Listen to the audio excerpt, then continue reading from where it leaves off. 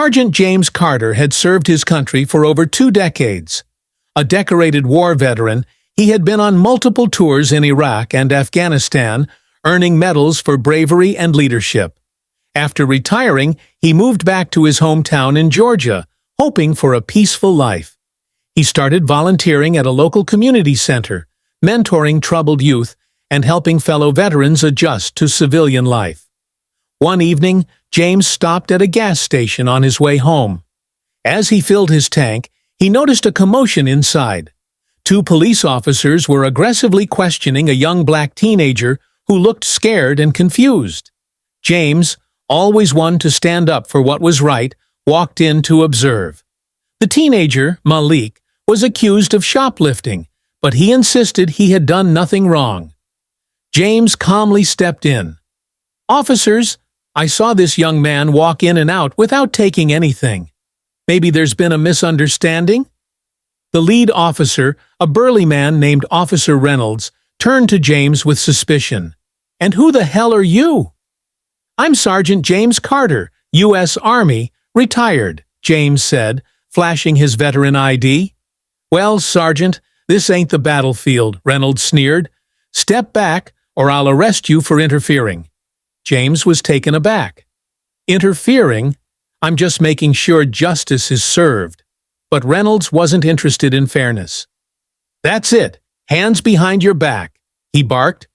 Before James could react, Reynolds and his partner grabbed him, twisted his arms behind his back, and slammed him onto the hood of a police car. James was taken to the local precinct, where he was thrown into a holding cell without explanation. He demanded to know the charges, but the officers ignored him.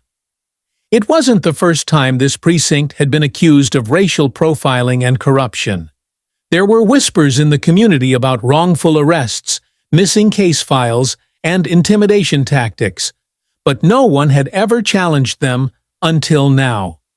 What the cops didn't realize was that James wasn't just any veteran.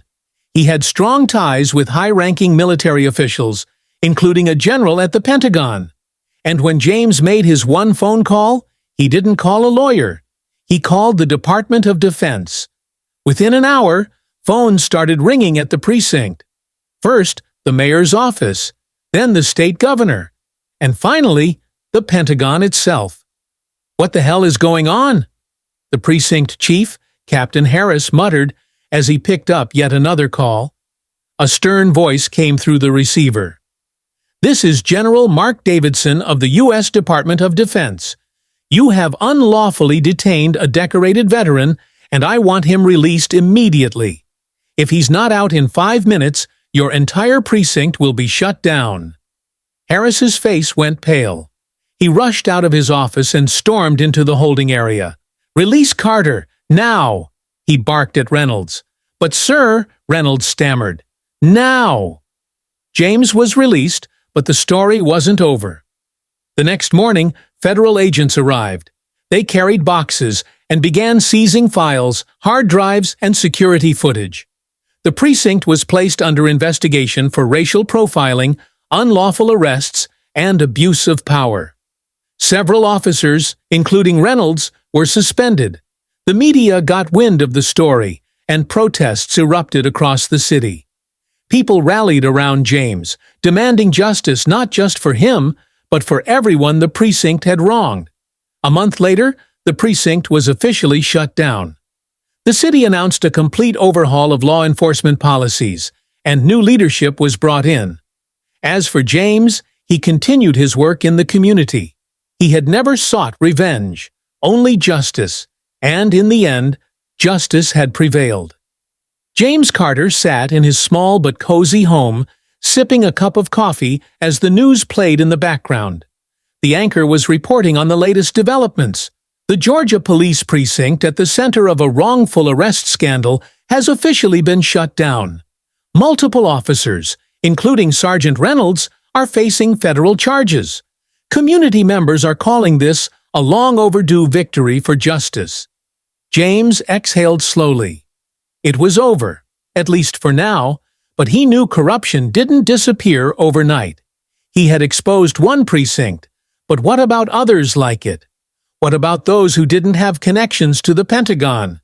His phone buzzed. It was an unknown number. Hello? Mr. Carter?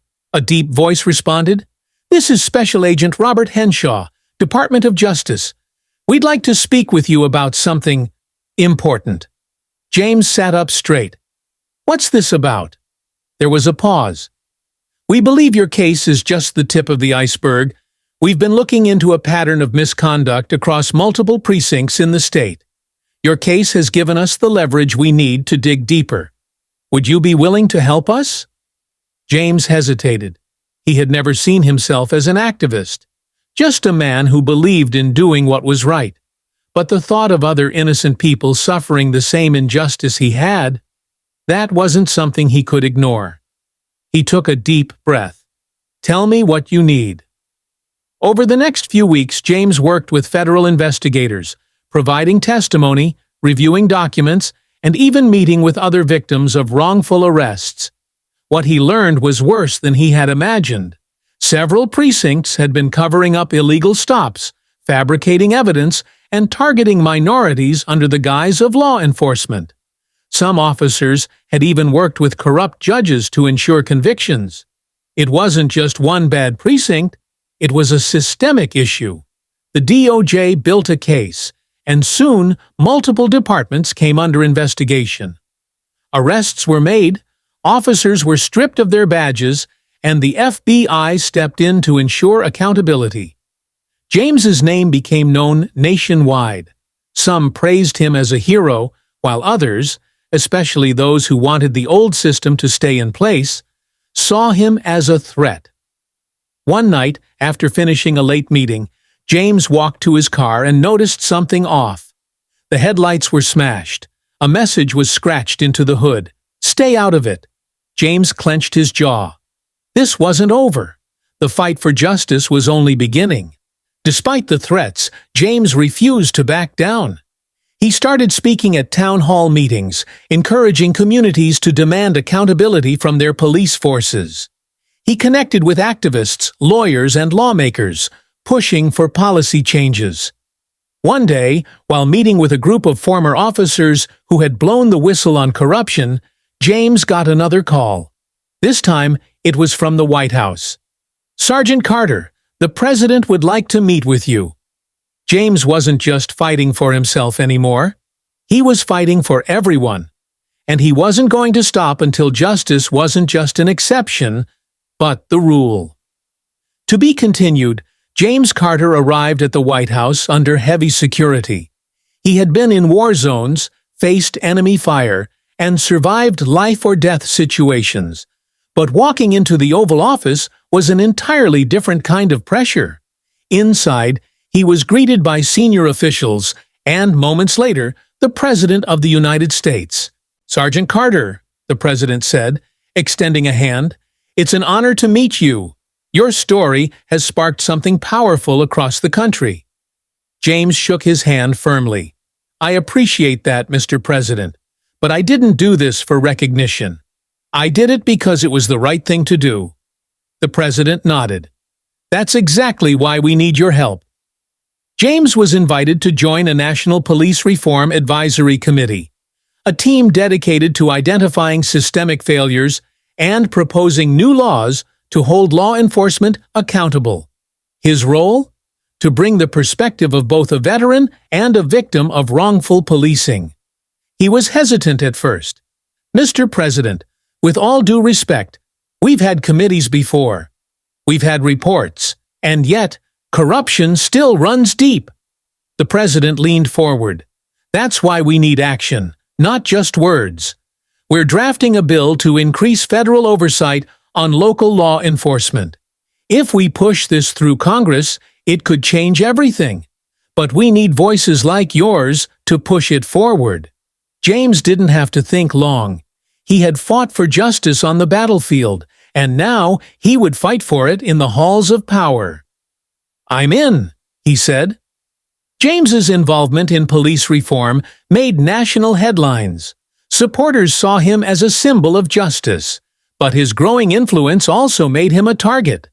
Late one night, as he was leaving a conference in Washington, D.C., He noticed a black SUV tailing him.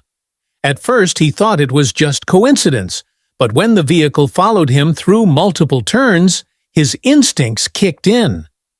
James pulled into a gas station, pretending to check his tires. The SUV parked nearby, but no one got out. He made a quick call to his Pentagon contact, General Davidson. "Sir, I think I'm being followed." Davidson's voice was serious. "Get somewhere safe. I'll handle it."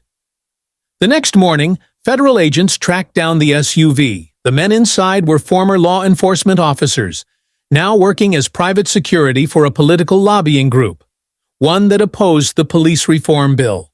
James wasn't just fighting bad cops, he was fighting an entire